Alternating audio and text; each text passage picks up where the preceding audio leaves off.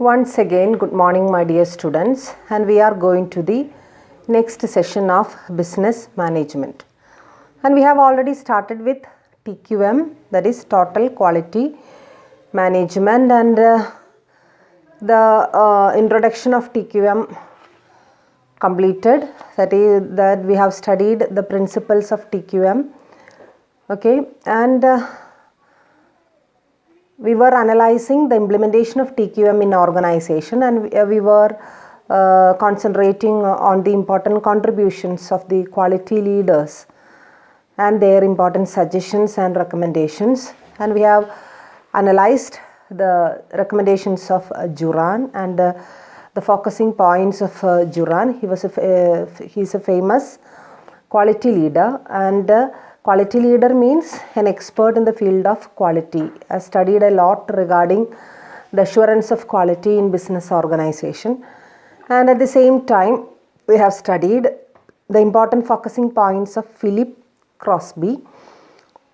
And now we can study the core concept of implementing TQM according to Deming. And he put forward 14 important points in relation to the quality assurance. 14 പ്രധാനപ്പെട്ട പോയിന്റുകളാണ് Deming അയാളുടെ contributions ആയിട്ട് എന്ത് ചെയ്തിട്ടുള്ളത് പറഞ്ഞിട്ടുള്ളത്. And we can study it one by one. The first one is create the constancy of purpose for improving the products and services. The main purpose of a business organization according to Deming is the improvement of products and services. So it should be concentrated very well how a product can be improved, how the services can be improved. It should be taken care of by the management, and it should be taken care of by the organization. That is the first and the most important point. And next one is adopt a new philosophy. If the traditional business and if the traditional organization, it should concentrate on a new philosophy of TQM. This TQM is not only a new concept, it's also a new philosophy. And according to this philosophy, the main aim should be to assure the quality of products or the total quality of the organization. So the organization should be ready to adopt this new philosophy, and everyone should be prepared physically and mentally. They should be prepared to accept this change or to accept TQM as the philosophy. And next important point put forward by Deming is cease dependence on inspection to achieve the quality. And we have studied earlier that while we were studying the milestones in the evolution of this TQM, we have studied that Deming accepted this sampling principle instead of 100% inspection. 100% inspection is not at all practical in the opinion of Deming.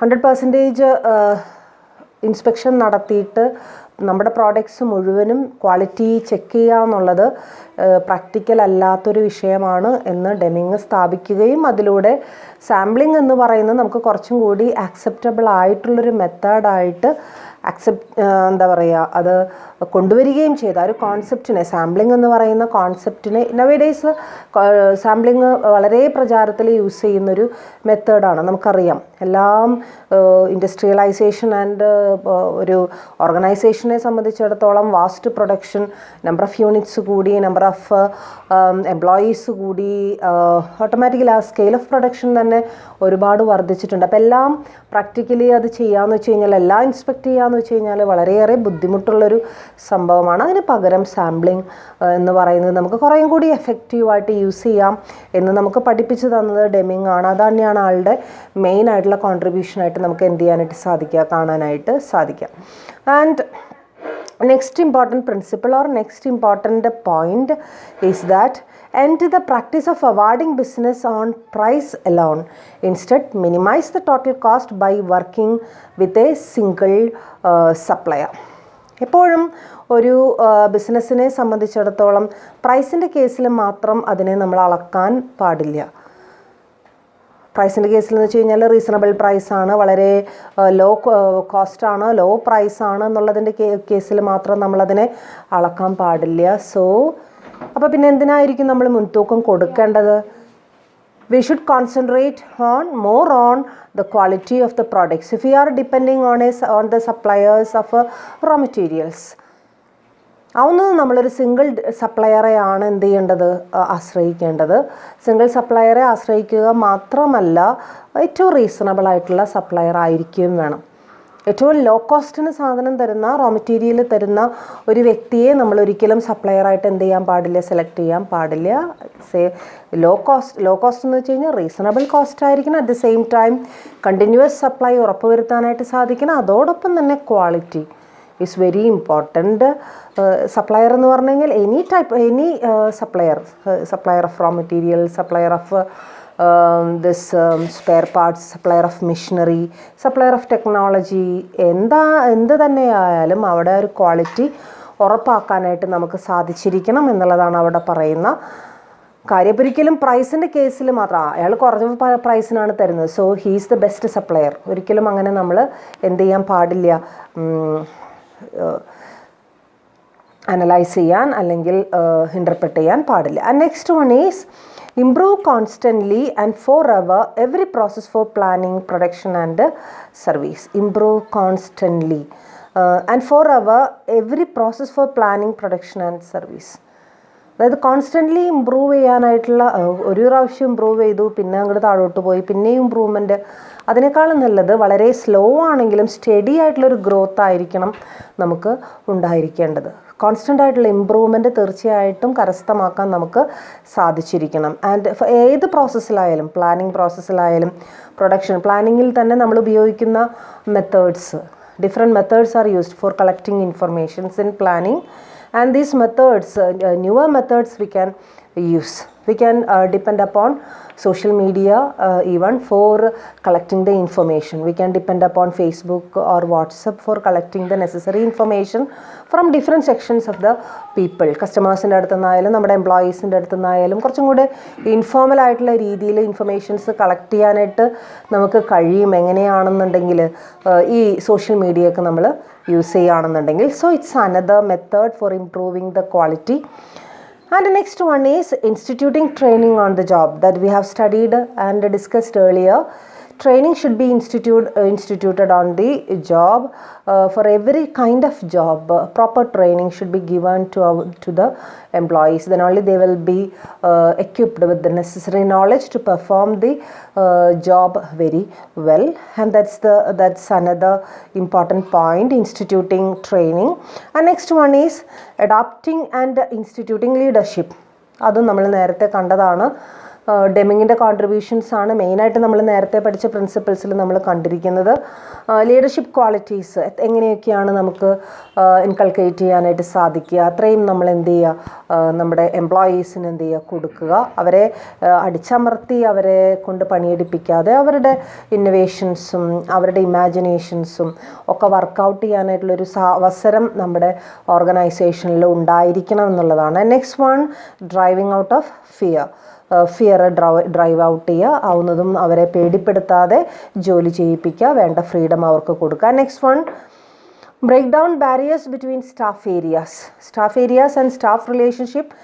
എന്തൊക്കെ barriers ഉണ്ടോ അതൊക്കെ നമ്മൾ എന്ത് ചെയ്യുക, ഒഴിവാക്കുക, ബാരിയേഴ്സിനെ ഒഴിവാക്കുക. So that is the next point, that is breaking down barriers between സ്റ്റാഫിൻ്റെ ഇടയിലുള്ള ബാരിയേഴ്സിന് എന്ത് ചെയ്യുക, അവരുടെ ഈഗോ പ്രോബ്ലംസ്, അവരുടെ പേഴ്സണൽ പ്രശ്നങ്ങൾ, പേഴ്സണൽ പ്രോബ്ലംസ് ഒക്കെ ഒഴിവാക്കിക്കൊണ്ട് കുറച്ചും കൂടി മെച്ചപ്പെട്ട ഒരു റിലേഷൻഷിപ്പ് അവർ തമ്മിൽ സാധ്യമാക്കുക. Next one, eliminate slogans, exhortations and targets for the work force.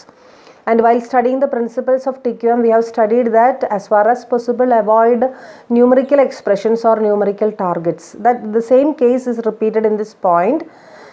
We should not give any slogans or we should not give any any exhortations, and we should not give any targets to our employees. If it is given, certainly it will cause certain types of stresses and problems in the mind of employees. How then they avoid cheya. And next one, eliminate numerical quotas for the workforce and numerical goals for management. നേരത്തെ പറഞ്ഞ അതേ പോയിന്റിൻ്റെ numerical ആയിട്ടുള്ള expressions 10,000, 1 lakh, 1 crore എന്നൊക്കെ പറയുന്ന അങ്ങനെയുള്ള expressions, numerical ആയിട്ടുള്ള expression, അതിനേക്കാളും നല്ലത് കുറച്ചും കൂടി അവരെ പറഞ്ഞ് മനസ്സിലാക്കി അവരെ കൊണ്ട് എന്ത് ചെയ്യിപ്പിക്കുന്നതായിരിക്കും, പണിയെടുപ്പിക്കുന്നതായിരിക്കും.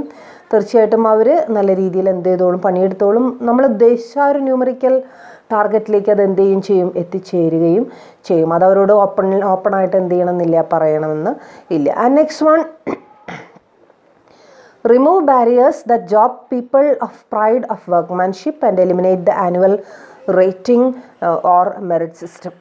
അവിടെ ഒരു പ്രത്യേക കാര്യം പറയുന്ന വർക്ക്മാൻഷിപ്പ് എന്ന് പറയുന്ന ഒരു കോൺസെപ്റ്റ് ഡെവലപ്പ് ചെയ്യാനും അതോടൊപ്പം തന്നെ പ്രത്യേകിച്ചൊരു കാര്യം പറയുന്നത് ആനുവൽ മെറിറ്റ് റേറ്റിംഗ് സിസ്റ്റം ഒരു അപ്രൈസൽ സിസ്റ്റം. എംപ്ലോയീസിനെ സംബന്ധിച്ചിടത്തോളം അവരുടെ എഫിഷ്യൻസി അളക്കാനുള്ള ഒരു സിസ്റ്റമാണ് മെറിറ്റ് റേറ്റിംഗ് അല്ലെങ്കിൽ ജോബ് അപ്രൈസൽ സിസ്റ്റംസ് എന്ന് പറയുന്നത്. തീർച്ചയായിട്ടും most of the employees dislike the same. മിക്കവാറും എംപ്ലോയീസിനെ സംബന്ധിച്ചിടത്തോളം ഈ സിസ്റ്റം അവർക്ക് താല്പര്യമുള്ളൊരു സിസ്റ്റം അല്ല. അപ്പം അതുകൊണ്ട് തന്നെ ആ ഒരു മെറിറ്റ് റേറ്റിംഗ് സിസ്റ്റം ഒഴിവാക്കുന്നതായിരിക്കും. This employees efficient, that employees not efficient, comparison of employees, comparing the production in units as well as their targets, meeting the efficiency of meeting their targets, and all these should be avoided. But there should be a system to rate the performance of the employees. അത് publish ചെയ്യണമെന്നില്ല. Publish ചെയ്യാതെ സീക്രട്ടായിട്ട് വേണമെങ്കിൽ ഒബ്സർവേഷനിലൂടെയോ വേറെ ഏതെങ്കിലും മെത്തേഡിലൂടെ അതെന്ത് ചെയ്യാവുന്നതാണ്. So efficiency വേണം, തീർച്ചയായിട്ടും വേണം, അത് അളക്കുകയും വേണം. പക്ഷേ ഒരു കൃത്യമായിട്ടുള്ളൊരു ഇന്ന രീതിയിലുള്ളൊരു മെറിറ്റ് റേറ്റിംഗ് സിസ്റ്റമാണ് എന്നുള്ളത് അത് പരസ്യപ്പെടുത്തി അങ്ങോട്ടും ഇങ്ങോട്ടും ബോധ്യപ്പെടുത്തി ചെയ്യേണ്ട ആവശ്യമില്ല എന്നുള്ളതാണ് അവിടെ പറയുന്നത്. So that's next point. And next one is institute a vigorous programme for education and self improvement for everyone. ഒരു വിഗറസ് ആയിട്ടുള്ളൊരു ഡ്രാസ്റ്റിക് ആയിട്ടുള്ളൊരു പ്രോഗ്രാം, ഡ്രാസ്റ്റിക് ആയിട്ടുള്ളൊരു ചേഞ്ച് നമ്മുടെ ഓർഗനൈസേഷനിൽ വരികയും അതിലൂടെ maximum education to the employees. Maximum education means maximum awareness regarding this TQM. TQM-നോട് related ആയിട്ടുള്ള പ്രോഗ്രാംസ് എന്തൊക്കെയാണ്, പ്ലാനിങ്ങുകൾ എന്തൊക്കെയാണ്, എന്തൊക്കെ കാര്യങ്ങളാണ് നമ്മൾ ചെയ്യാൻ ഉദ്ദേശിക്കുന്നത്, ഏതൊക്കെ ഫയലുകളാണ് നമ്മൾ ക്രിയേറ്റ് ചെയ്യാനായിട്ട് ഉദ്ദേശിക്കുന്നത്, എങ്ങനെയാണ് പ്ലാൻ ചെയ്യേണ്ടത്, എങ്ങനെയാണ് നമ്മുടെ വർക്ക് പ്ലാൻ ചെയ്യേണ്ടത്, അതിൻ്റെ ടൈമിംഗ് എങ്ങനെയാണ് പോകേണ്ടത്, എല്ലാറ്റിനും ഏതിനും ഒരു കൃത്യമായിട്ടുള്ളൊരു പാറ്റേൺ ഉണ്ടാക്കുകയും അതിനനുസരിച്ച് അവർക്ക് എഡ്യൂക്കേഷൻ, അവർക്ക് അവെയർനെസ് കൊടുക്കുകയും മാത്രമല്ല ഒരു സെൽഫ് ഇംപ്രൂവ്മെൻറ്റിനുള്ള ഒരു സാധ്യത, അവരെ സ്വയം ഡെവലപ്പ് ചെയ്യാനായിട്ടുള്ളൊരു പോസിബിലിറ്റിയും കൂടി അവിടെ ഉണ്ടായിരിക്കുകയും വേണം എന്നുള്ളതാണ് അവിടെ പറയുന്ന കാര്യം. Next one, put everybody in the company to work to accomplish the transformation. And here we are using, not we, Deming is using a word that is transformation. And what do you mean by transformation? Transformation is a complete change. That is transformation. A complete change should be possible with the introduction of TQM, and that also with the coordination and cooperation of our employees, complete employees, and complete cooperation of the employees. So that's the last point, and these are the 14 important viewpoints or 14 important points suggested by Deming. So we have completed the implementation of TQM in organization, and here in this implementation we are studying 3 important sections and 3 important suggestions of not 3 important suggestions, the suggestions of 3 important or 3 famous quality leaders. And so study well, and we can go to the next part of TQM, and that is Tqm Tools. Which tools can be used by the organization or by the management to implement and to analyze and to interpret the process of TQM in an organization that we have to study, and there are some important tools and techniques used. They are first ഇതിൻ്റെ പേരുകൾ പറയുമ്പോൾ നിങ്ങളൊരു ഇതൊക്കെ കേട്ടിട്ടുള്ളതായിരിക്കും, അറിയാവുന്നതായിരിക്കും. So we can analyze it one by one. The first one is flow charts. Flow charts. And what do you mean by flow chart? Flow chart is a connection of various activities. It's a sequential order of various activities or step-by-step order of various activities to be done to complete a particular task. That is flow chart.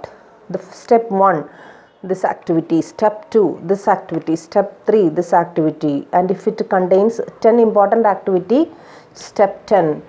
Until you should write step 10 and step 10 this activity, and we can complete that activity, and ആ ഒരു അവസാന activity ചെയ്യുന്നതോടുകൂടി ആ task എന്ത് ചെയ്തിരിക്കണം, complete ചെയ്തിരിക്കണം. And ഇതെന്തിനു വേണ്ടിയിട്ടാണ് ഇങ്ങനെ ഈ ഫ്ലോ ചാർട്ട് നമ്മൾ തയ്യാറാക്കുന്നത്? ഫ്ലോ ചാർട്ട് തയ്യാറാക്കുന്നത് വേറെ ഒന്നിനും വേണ്ടിയിട്ടല്ല.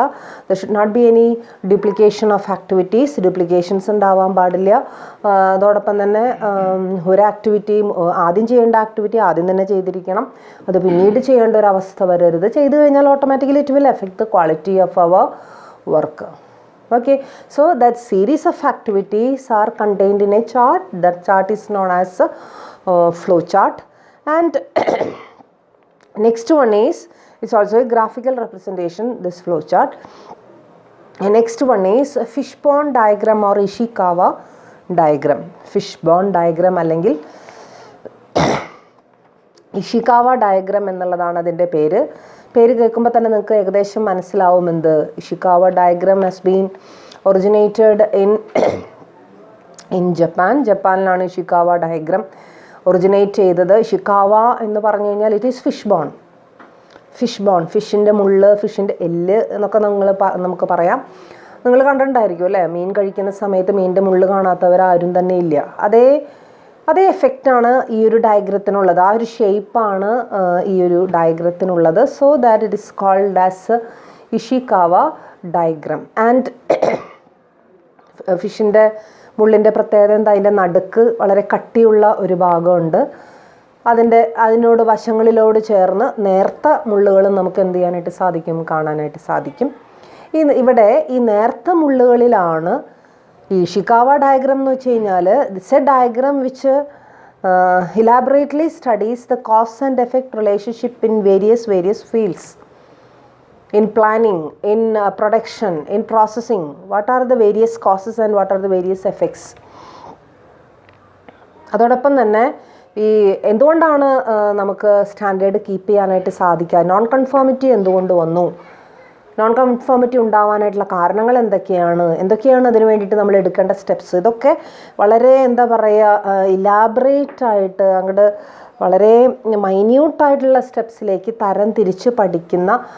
You can take page number 301 in your text book. You can take page number 301 and in that page there is Ishikawa diagram, and it's also called as cause and effect diagram. Cause and effect diagram എന്നുള്ളൊരു പേരും കൂടി Ishikawa ഡയഗ്രത്തിന് ഉണ്ട്. And just അതിലേക്കൊന്ന് നോക്കിക്കഴിഞ്ഞാൽ it has the same shape of the fish bone. So അതാണ് അവിടെ നമുക്ക് ആ ഫിഷ് ബോൺ ഡയഗ്രത്തിലേക്ക് എത്തുമ്പോൾ നമുക്കത് ഡീറ്റെയിൽഡ് ആയിട്ട് പഠിക്കാം. ദിസ് ഇസ് ഓൾസോ ക്വാളിറ്റി മെച്ചപ്പെടുത്താനായിട്ട്, ക്വാളിറ്റി എൻഷുവർ ചെയ്യാനായിട്ട് നമ്മൾ യൂസ് ചെയ്യുന്നൊരു ടൂളാണ് എന്തെന്ന് പറയുന്നത് ഇഷിക്കാവ ഡയഗ്രാം അല്ലെങ്കിൽ ഫിഷ് ബോൺ ഡയഗ്രാം എന്ന് പറയുന്നത്. Okay, so that's a thing. And the next one is, next important tool is run chart. ചാർട്ടിൻ്റെ പേരെന്താ run chart. And what is run chart? Run chart means if we are given with a data, how this data change according to or in respect with a timeline. ഒരു time line അനുസരിച്ച് എത്ര കണ്ട് data, ഇപ്പോൾ for example may be speed of operations ആയിരിക്കാം, number of units ആയിരിക്കാം, അല്ലാന്നുണ്ടെങ്കിൽ labour turn over rate ആയിരിക്കാം, അത് ഒരു പെർട്ടിക്കുലർ പീരീഡിനോട് ചേർന്ന് എത്ര കണ്ട് ചേഞ്ചസ് വരുന്നു എന്ന് പഠിക്കുന്ന ചാർട്ടിന് വിളിക്കുന്ന പേരാണെന്ത്? Run chart. And it takes in to account a period of time. It may be an year, 5 years, 10 years, number of years. ആ നമ്പർ ഓഫ് ഇയേഴ്സിൻ്റെ ഉള്ളിൽ അല്ലെങ്കിൽ ആ പീരീഡിൻ്റെ ഉള്ളിൽ എത്ര കണ്ട് മാറ്റങ്ങൾ ഉണ്ടായി എന്നറിയാൻ നമുക്ക് തന്നിരിക്കുന്ന ഡാറ്റയിൽ, ഏത് ഡാറ്റ വേണമെങ്കിലാവാണ്, ഞാൻ നേരത്തെ പറഞ്ഞത്, ചിലപ്പോൾ ലേബർ ടേൺ ഓവർ റേറ്റ് ആയിരിക്കാം, അല്ലെങ്കിൽ പ്രൊഡക്ഷൻ്റെ യൂണിറ്റ്സ് ആയിരിക്കാം, അല്ലെങ്കിൽ സെയിൽസിൻ്റെ യൂണിറ്റ്സ് ആയിരിക്കാം, എന്ത് വേണം, ആ ടൈം ലൈനിനനുസരിച്ച് ഇതിൽ എന്ത് മാറ്റം വന്നു എന്നുള്ളതാണ് ഇതിലൂടെ നമ്മൾ പഠിക്കുന്നത് റൺ ചാർട്ടിൽ. ഇതൊക്കെ നിങ്ങൾക്കത് വരച്ച് പഠിക്കാനുണ്ട്. നിങ്ങൾക്ക് ഒരു സെക്കൻഡ്, തേർഡ് സെമ്മൊക്കെ ആകുമ്പോൾ അത് പഠിക്കും. ഇപ്പോൾ ഡീറ്റെയിൽഡ് ആയിട്ട് പഠിക്കണം എന്നില്ല. മാനേജ്മെൻറ്റിൽ തൽക്കാലം നിങ്ങൾ എന്താണ് ആ ചാർട്ടെന്ന് മാത്രം അറിഞ്ഞിരുന്നാൽ മതി. സോ ഡീറ്റെയിൽഡ് ആയിട്ടുള്ള ഇതിലേക്ക് ഞാൻ എന്ത് ചെയ്യുന്നില്ല, പോകുന്നില്ല. നിങ്ങളത് പഠിക്കും. നിങ്ങൾക്കൊരു കുറച്ച് പേർക്കൊക്കെ അത് അറിയാമായിരിക്കാം. Okay, so that's a run chart. And the next one is Pareto charts. And what is Pareto chart? This Pareto അതിൻ്റെ പേര് കേൾക്കുമ്പോൾ തന്നെ എന്തോ ഒരു ഇത് നമുക്ക് തോന്നുന്നുണ്ട്. പാരറ്റോ എന്ന് പറയുന്നത് ഒരു ഇറ്റാലിയൻ എക്കണോമിസ്റ്റിൻ്റെ പേരാണ്. ഇറ്റാലിയൻ എക്കണോമിസ്റ്റിൻ്റെ പേരാണ് Pareto. Pareto chart has been found out by this Pareto, Italian economist Pareto ആണ് അത് കണ്ടുപിടിച്ചത്. ആ കണ്ടുപിടിച്ച ആളുടെ പേര് തന്നെ ആ ചാർട്ടിന് എന്ത് ചെയ്തു എന്ന് മാത്രം ഇട്ടു എന്ന് മാത്രം. And this chart is constructed on an important principle. That principle is also named after Pareto, and so it's called as Pareto Principle. And according to this Pareto Principle, 20% population has 80% of the total wealth. 20% of the population has 80% of the total wealth. Likewise, we can also state another important statement, that is similarly 80% problems are created by 20% of cause. എന്താ ഇപ്പം നമ്മൾ പറഞ്ഞ ഒരു 20-80 പ്രശ്നമാണ് ഇവിടെ നിലനിൽക്കുന്നത് അല്ലേ, 20-80. This principle is also known as 80-20 principle. ഈ ഒരു പാരറ്റോ പ്രിൻസിപ്പിൾ അല്ലെങ്കിൽ പാരറ്റോ ചാർട്ടിനെ നമ്മൾ 20-80 എന്നോ അല്ലെങ്കിൽ 80-20 പ്രിൻസിപ്പിൾ എന്നോ, പാരറ്റോ ചാർട്ടിനെ 20-80 ചാർട്ടെന്നോ നമുക്ക് എന്ത് ചെയ്യാം, വിളിക്കാവുന്നതാണ്. വേറൊരു പേരാണ് പാരറ്റോ ചാർട്ടിൻ്റെ, പാരറ്റോ പ്രിൻസിപ്പിളിൻ്റെ. ഇവിടെ പറയുന്നത് ഈ ലോകത്തിലാകമാനം 80% ഓഫ് വെൽത്ത് എന്ന് പറയുന്നത് ആരുടെ കൈകളിൽ ഒതുങ്ങി നിൽക്കുകയാണ്? 20% ആൾക്കാരുടെ കയ്യിലേക്ക് ഒതുങ്ങി നിൽക്കുകയാണ്. It's against socialism. നമ്മളിപ്പോൾ സോഷ്യലിസം ഇതൊന്നും പഠിക്കുക എന്നുള്ളതല്ല നമ്മുടെ ഉദ്ദേശം. നമ്മൾ പഠിക്കാനായിട്ട് ഉദ്ദേശിക്കുന്നത് പ്രിൻസിപ്പിൾ ഏതാണ്, ഈ ചാർട്ട് എന്താണെന്നുള്ളതാണ്. അപ്പോൾ ഇവിടെ പാരറ്റോ പറയുന്നത് 80% വെൽത്ത് എന്ന് പറയുന്നത് 20% ആൾക്കാരുടെ കൈ. അതുപോലെ വേറൊരു സിമിലർ ആയിട്ടുള്ള കാര്യവും ബിസിനസ് ഓർഗനൈസേഷനോടനുബന്ധിച്ച് നോക്കുമ്പോൾ വേറൊരു കാര്യം കൂടി അവിടെ പറയുന്നുണ്ട്. എന്താ കാര്യം പറഞ്ഞിരിക്കുന്നത്? There is 80% of problems in a business organizations are caused by 20% of reasons or 20% of causes. And if we can identify and we can analyze and we can solve these 20% of the problems, all the things in a business organization are very well, and we can ensure the quality in a business organization. ഒരു business ഓർഗനൈസേഷനെ സംബന്ധിച്ചിടത്തോളം 20% പ്രോബ്ലംസേ ഉള്ളൂ. അത് പക്ഷേ വലിയൊരു പ്രത്യാഘാതമാണ് എവിടെ ഉണ്ടാക്കുക, ഓർഗനൈസേഷനിൽ ഉണ്ടാക്കുക. ഏകദേശം ഒരു 80% പ്രോബ്ലംസ് ക്രിയേറ്റ് ചെയ്യുന്ന വെറും തുച്ഛമായിട്ടുള്ള 20% പ്രോബ്ലംസ് കൊണ്ടാണ്, അല്ലെങ്കിൽ 20% കാരണങ്ങൾ കൊണ്ടാണ്. ഈ കാരണങ്ങളെ കണ്ടുപിടിക്കുകയും ആ കാരണങ്ങളെ സോൾവ് ചെയ്യുകയും ഇല്ലാതാക്കുകയും ചെയ്തു കഴിഞ്ഞാൽ പിന്നൊന്നുമില്ല. പിന്നെ ഓർഗനൈസേഷനെ സംബന്ധിച്ചിടത്തോളം വളരെ നല്ല രീതിയിൽ അതിനെന്ത് ചെയ്യാനായിട്ട് സാധിക്കും, മുന്നോട്ട് പോകാനായിട്ട് സാധിക്കും. And the Pareto chart is A bar chart arranged in the descending order of height, and it helps us to concentrate on the vital few factors and ignore the non-vital causes responsible for the phenomenon. And it's a bar chart. This and what do you mean by bar chart? Bar chart എന്ന് പറയുന്നത് നമ്മൾ അതിൻ്റെ പ്രിഫറൻസിനനുസരിച്ച് ഏറ്റവും highest reason എന്ന് പറയുമ്പോൾ ഒരു ഏറ്റവും highest ആയിട്ടുള്ള ബാറായിരിക്കും ഉണ്ടാവുക. ബാർ ചാർട്ട് എന്താണെന്ന് നിങ്ങൾക്കറിയാം. നമ്മൾ എന്താ ചെയ്യുക, നമ്മുടെ ഡാറ്റ എങ്ങനെയാണ് മാർക്ക് ചെയ്യുക, ഒരു ബാറായിട്ട് നമ്മൾ മാർക്ക് ചെയ്യും. ഇപ്പോൾ 80% ഏറ്റവും കൂടുതൽ ഡാറ്റ ഉള്ളതിന് ഏറ്റവും ഹയസ്റ്റ് ബാർ വരും. ഏറ്റവും കുറവുള്ളത് ഏറ്റവും ഷോർട്ടസ്റ്റ് ആയിരിക്കും അല്ലേ. അപ്പോൾ നമ്മളെ സംബന്ധിച്ചിടത്തോളം ഈ പാരറ്റോ ചാർട്ട് കണ്ടു കഴിഞ്ഞാൽ, പാരറ്റോ ചാർട്ട് എന്ന് വെച്ചാൽ ഒരു ബാർ ചാർട്ടാണ്. ബാർ ചാർട്ടിൽ എന്താണ് മാർക്ക് ചെയ്തിരിക്കുന്നത്, ഈ 20% കോസുകളാണ് എന്ത് ചെയ്തിട്ടുള്ളത്, മാർക്ക് ചെയ്തിട്ടുള്ളത്. ഓക്കെ, ചിലപ്പോൾ അതിൽ ലേബർ പ്രോബ്ലംസ് ആയിരിക്കാം, അല്ലെങ്കിൽ നമ്മുടെ ക്വാളിറ്റി കുറവായിരിക്കാം, നമ്മൾ ഉപയോഗിക്കുന്ന റോ മെറ്റീരിയൽസിൻ്റെ ഇനെഫിഷ്യൻസി ആയിരിക്കാം. ഓക്കെ, നമ്മുടെ ട്രെയിനിങ് സിസ്റ്റത്തിൻ്റെ പോരായ്മയായിരിക്കാം, എന്ത് വേണമെങ്കിലും ആയിരിക്കാം. അപ്പോൾ ഈ ബാർ കാണുമ്പോൾ ഏറ്റവും ഹയസ്റ്റ് ബാർ കണ്ടു കഴിഞ്ഞാൽ നമ്മൾ ഊഹിക്കണം അതാണ് ഏറ്റവും പ്രധാന വില്ലൻ, അതാണ് ഏറ്റവും പ്രധാനപ്പെട്ട കാരണക്കാരൻ. ആ പ്രധാനപ്പെട്ട കാരണക്കാരനെ നമ്മൾ എന്ത് ചെയ്യുക, കോൺസെൻട്രേറ്റ് ചെയ്യുക. ഏറ്റവും ഷോർട്ടായതിനെ ആദ്യം കോൺസെൻട്രേറ്റ് ചെയ്യണോ, വേണ്ട. ചിലപ്പോൾ 1-2 ലേബറേഴ്സേ പ്രോബ്ലംസ് ഉണ്ടാവുള്ളൂ, അവർ വളരെ കുറച്ച് പ്രോബ്ലംസ് മാത്രമേ ഉണ്ടാക്കുന്നുണ്ടാവുള്ളൂ. അവരെ നമ്മൾ അധികം കോൺസെൻട്രേറ്റ് ചെയ്യേണ്ടതുണ്ടോ, വേണ്ട. മനസ്സിലായോ? അപ്പോൾ ഏറ്റവും ഹയസ്റ്റ് ബാറിന് നമ്മൾ കോൺസെൻട്രേറ്റ് ചെയ്യുക, ഷോർട്ടസ്റ്റ് ബാറുകളെ നമ്മൾ ആവുന്നതും അധികം കോൺസെൻട്രേഷൻ കൊടുക്കാതെ നമ്മൾ എന്ത് ചെയ്യുക, ഒഴിവാക്കി വിടുക. So this is A Pareto chart. Okay, so and we can go to here next one, that is histogram. Histogram is also another type of chart, or another type, it's a graphical representation, and in this histogram we can represent different types of data relevant to an organization, and we can analyze and interpret the various matters inside the organise. ഹിസ്റ്റോഗ്രാമിൻ്റെ പ്രത്യേകതകളൊക്കെ നിങ്ങൾ പഠിച്ചിട്ടുണ്ടായിരിക്കും അല്ലേ. Histogram വരയ്ക്കാൻ സ്കൂളിലോട്ട് തന്നെ നിങ്ങൾ പഠിച്ചിട്ടുണ്ട്. അപ്പോൾ ഹിസ്റ്റോഗ്രാം എന്താണെന്നുള്ളത് ഒരു പ്രത്യേക രീതിയിലാണ് അത് വരയ്ക്കുക, ഒന്നിനോടൊന്ന് മുട്ടി ചേർന്നിട്ടാണ് അതിൻ്റെ ബാറുകൾ നമ്മൾ എന്ത് ചെയ്യുന്നത്, വരയ്ക്കുന്നത്. So histogram also can be used for total quality management. And another method is check list and check sheets. Check ലിസ്റ്റുകൾ, check sheets. And what you mean by check list? അതിൻ്റെ പ്രത്യേകത എന്ന് വെച്ച് കഴിഞ്ഞാൽ it will contain so many statements. Are you complied with these and these matters? Are you satisfied? Are you satisfied with your salary? If you are satisfied we can tick yes. If you are not satisfied we can tick no, and there may be other options in the checklist. You can mark the same. So this is the construction of a checklist. Pre-planned ആയിട്ടുള്ള കുറച്ച് questions അതിൽ, അല്ലെങ്കിൽ questions എന്ന് പറയാൻ പറ്റില്ല, question ആയിക്കഴിഞ്ഞാൽ അത് questionnaire എന്ന് പേരിടേണ്ടി വരും. ക്വസ്റ്റ്യൻസ് അല്ലാതെ കുറച്ച് സ്റ്റേറ്റ്മെൻറ്റുകൾ അവിടെ ഉണ്ടായിരിക്കും. ആ സ്റ്റേറ്റ്മെൻറ്റുകളിൽ നമ്മളത് നോക്കി, ആ സ്റ്റേറ്റ്മെൻറ്റുകളുടെ നേരെ സാധാരണ യെസ് ഓർ നോ എന്നുള്ള ആൻസറുകളായിരിക്കും അവിടെ ഉണ്ടാവുക. യെസ് ആണെങ്കിൽ ഞാനതിനോട് ചേർന്ന് പോകുന്ന ആളാണെങ്കിൽ യെസ് എന്നും, അല്ല എനിക്കത് പറ്റുന്നില്ല എന്നുണ്ടെങ്കിൽ നോ എന്നും എനിക്ക് എന്ത് ചെയ്യാം.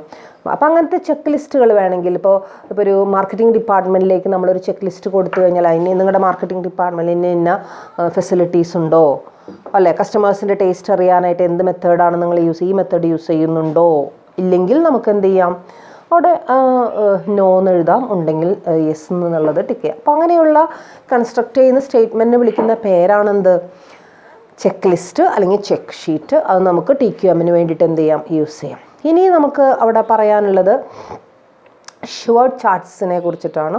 നമ്മൾ നേരത്തെ കണ്ടതാണ് ഷുവേർട്ടിൻ്റെ ചാർട്ട്. ഷുവേർട്ടാണ് ഉണ്ടാക്കിയത്, അതാണ് നമ്മുടെ ആദ്യത്തെ ഇവല്യൂഷനിലെ ഏതാ ഇയർ പറഞ്ഞാൽ 1924 അത് സംഭവിച്ചത് അല്ലേ. ഷുവേർട്ട് ഒരു കൺട്രോൾ ചാർട്ട് ഉണ്ടാക്കുകയും അതിലൂടെയാണ് ഈ ക്വാളിറ്റി കൺട്രോളിൻ്റെ സ്റ്റെപ്പുകൾ ആദ്യമായിട്ട് എന്ത് ചെയ്യുകയും ചെയ്തത്, തുടങ്ങുകയും ചെയ്തത്.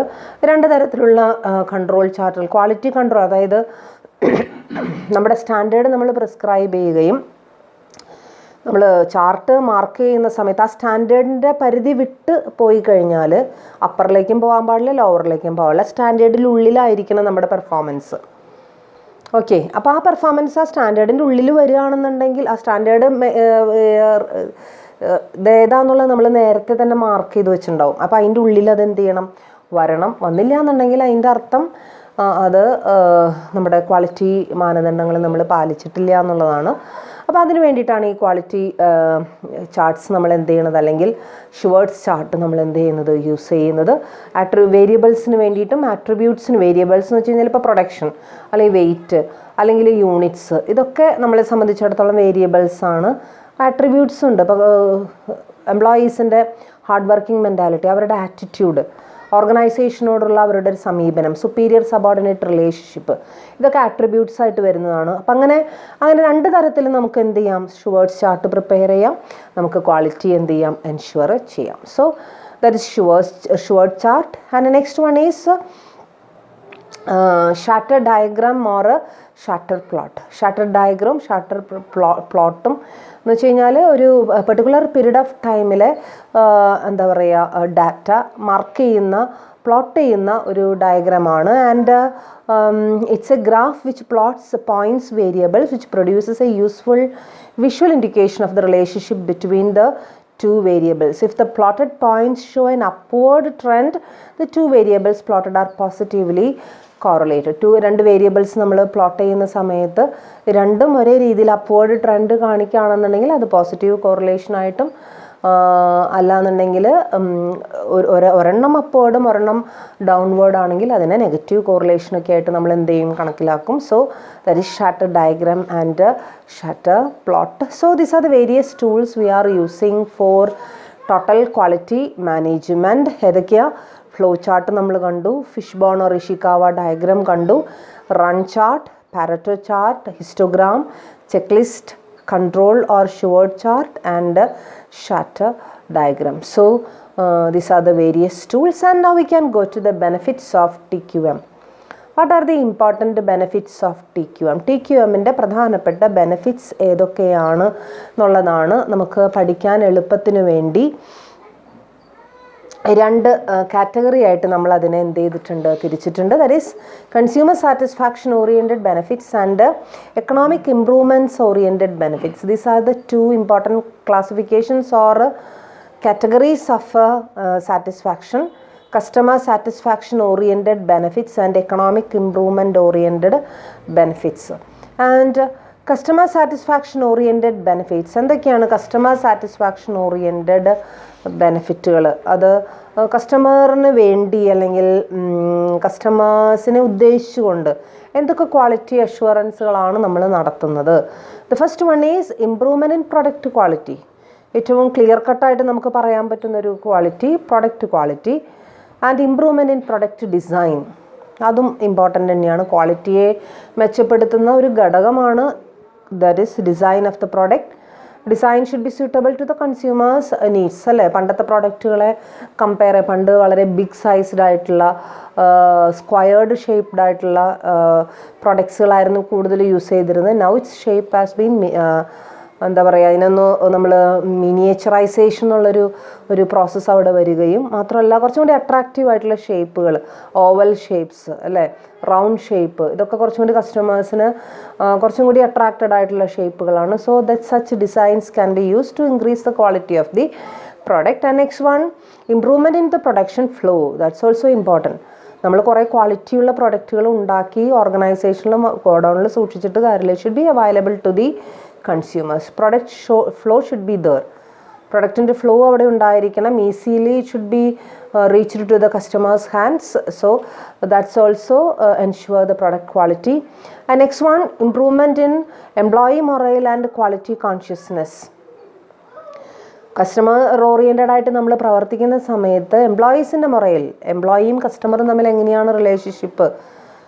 There is A deeper relationship between employees and customers because employees are the persons behind the quality production of goods and services. So തീർച്ചയായിട്ടും എംപ്ലോയീസും കസ്റ്റമേഴ്സ് തമ്മിൽ എന്തുണ്ട്, റിലേഷൻഷിപ്പ് ഉണ്ട്. So employees morale and their good attitude towards the organization should be developed and should be encouraged so that they will try to maximize the product, at the same time increase the quality of the product, and certainly we can ensure satisfaction of our customers. And next one, improvement in product service. Okay, product node relevant. What do you mean by product service? Services related to product അല്ലേ. Product just ആ product മാത്രമായിട്ട് കൊടുത്തുകൊണ്ട്, ഇപ്പോൾ ഒരു T V നമ്മൾ വാങ്ങിക്കുന്ന സമയത്ത് ആ പ്രൊഡക്റ്റ് മാത്രമല്ല നമ്മൾ ഉദ്ദേശിക്കുന്നത് അല്ലേ.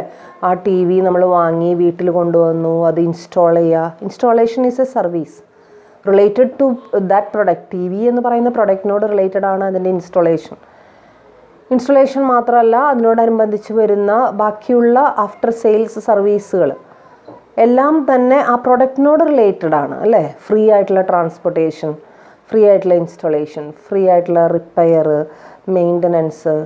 ടി വി വാങ്ങിച്ച് വീട്ടിൽ കൊണ്ടുവച്ചു, അത് റിപ്പയർ ചെയ്യാനായിട്ട് നമുക്ക് സാധിക്കുന്നില്ല, സെയിം ഡീലറെ സമീപിച്ചിട്ടും അയാൾ അതിന് സമ്മതിക്കുന്നില്ല എന്നൊക്കെ പറയുമ്പോൾ നമ്മുടെ ഒരു കൺസ്യൂമറെ സംബന്ധിച്ചിടത്തോളം ഒരു ഡിസാറ്റിസ്ഫാക്ഷനുള്ള വഴി അതിലൂടെ എന്ത് ചെയ്യാണ്, വരികയാണ്. So that's so product service should be improved. And next one, improvement in the marketplace acceptance. It's also an important thing.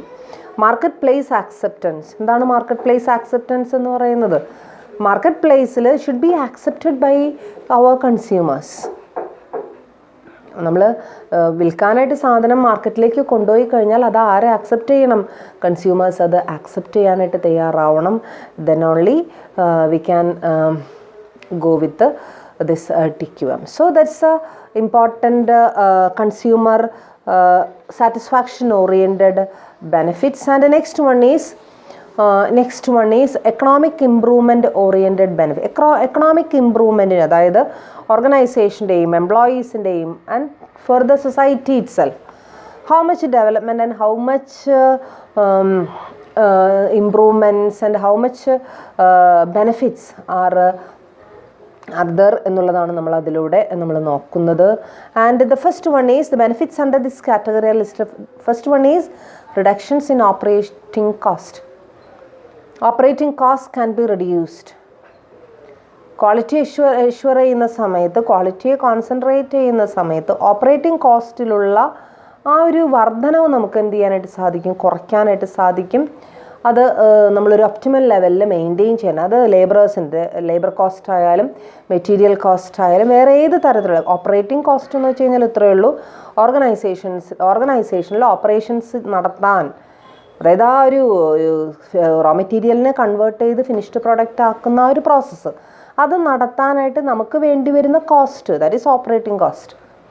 ആ കോസ്റ്റിനെ നമുക്ക് എന്ത് ചെയ്യാൻ പറ്റും? റെഡ്യൂസ് ചെയ്യാനായിട്ട് സാധിക്കും. If everything is planned very well, നല്ല ക്വാളിറ്റിയുള്ള റോ മെറ്റീരിയൽസ് വാങ്ങിച്ചു, there is no damage, there is no defect, so the complete raw materials can be utilised for the production process അല്ലേ. അത് കംപ്ലീറ്റ് ആയിട്ട് നമുക്കത് പ്രൊഡക്ഷനിലേക്ക് എടുക്കുകയും ചെയ്യാം. നമുക്ക് നല്ല പ്രോഡക്റ്റ്, നല്ല ഫിനിഷ്ഡ് പ്രോഡക്റ്റ് നമുക്ക് എന്ത് ചെയ്യും? കിട്ടുകയും ചെയ്യും. So that's an important thing. At the same time അതിന് കിട്ടുമ്പോൾ ആ പ്രോഡക്റ്റ് നമുക്ക് നല്ല വിലയ്ക്ക് വിൽക്കാനും സാധിക്കും. അതെന്ത് കുറയ്ക്കുകയും ചെയ്യും? കോസ്റ്റ് കുറയ്ക്കുകയും ചെയ്യും അല്ലേ. Next one, reductions in operating losses. Operating കോസ്റ്റുകൾ കുറയ്ക്കാമെന്ന് മാത്രമല്ല, ഓപ്പറേറ്റിംഗ് ലോസുകൾ നമുക്ക് എന്ത് ചെയ്യാൻ പറ്റും? കുറയ്ക്കാൻ സാധിക്കും. എന്താണ് ഈ operating ലോസുകൾ?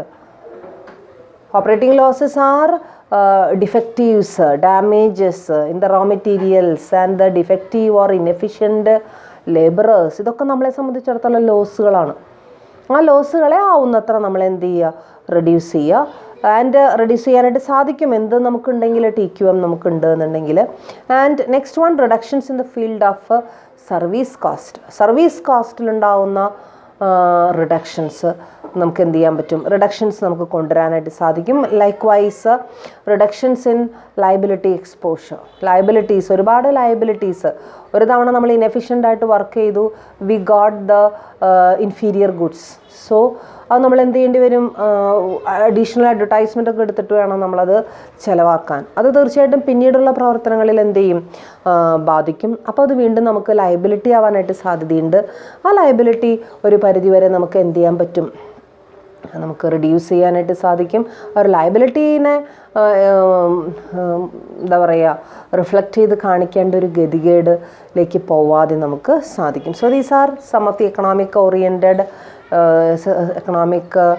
Improvement oriented benefits. So these are രണ്ട് സെക്ഷനായിട്ട് തിരിച്ച് കസ്റ്റമർ സാറ്റിസ്ഫാക്ഷൻ എന്നും എക്കണോമിക് ഓറിയൻറ്റഡ് എന്നും നമ്മൾ തരം തിരിച്ച് എന്ത് ചെയ്തിരിക്കുകയാണ്? കണ്ടിരിക്കുകയാണ്.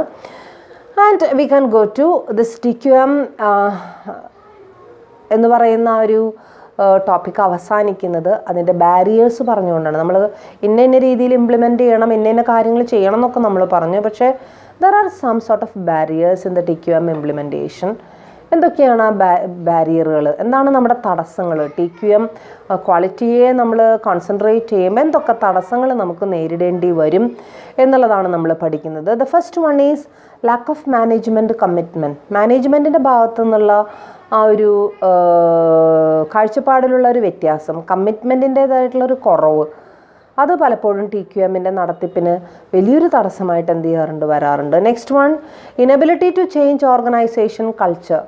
ഓർഗനൈസേഷൻ്റെ കൾച്ചർ ട്രഡീഷണലായിട്ട് നമ്മൾ എങ്ങനെയാണ് വർക്ക് ചെയ്തുകൊണ്ടിരുന്നത്, ഇനി അങ്ങോട്ട് മാറാനായിട്ട് നമുക്ക് പലപ്പോഴും ഒരു ചേഞ്ചിനെ പലപ്പോഴും നമുക്ക് താല്പര്യമില്ല, നമ്മൾ ഇഷ്ടപ്പെടുന്നില്ല. TQM പോലുള്ള വലിയ വലിയ സംരംഭങ്ങളെ അക്കോമഡേറ്റ് ചെയ്യണമെന്നുണ്ടെങ്കിൽ എല്ലാ ഭാഗത്തു നിന്നുള്ള പൂർണ്ണമായിട്ടുള്ള സഹകരണം ആവശ്യമാണ്. അതില്ലാതെ നമുക്ക് TQMനെ ഇംപ്ലിമെൻറ്റ് ചെയ്യാനായിട്ട് സാധിക്കില്ല. പക്ഷേ പലപ്പോഴും ഈ ഒരു സഹകരണം നമുക്ക് ഉറപ്പുവരുത്താനായിട്ട് സാധിക്കില്ല. ആ ഒരു എന്താ പറയുക, ഓർഗനൈസേഷൻ്റെ കൾച്ചറിൻ്റെ മാറ്റിമറിക്കാനായിട്ടുള്ളൊരു ഇത് നമുക്ക് പലപ്പോഴും കൈവരില്ല എന്നുള്ളതാണ് അതിൻ്റെ വേറൊരു തടസ്സം. And next one is improper പ്ലാനിങ്ങിൻ്റെ അഭാവം. TQM എങ്ങനെ നല്ല രീതിയിൽ ചെയ്യണം എന്നുള്ള ഒരു പ്ലാനിങ്ങിൻ്റെ അഭാവം.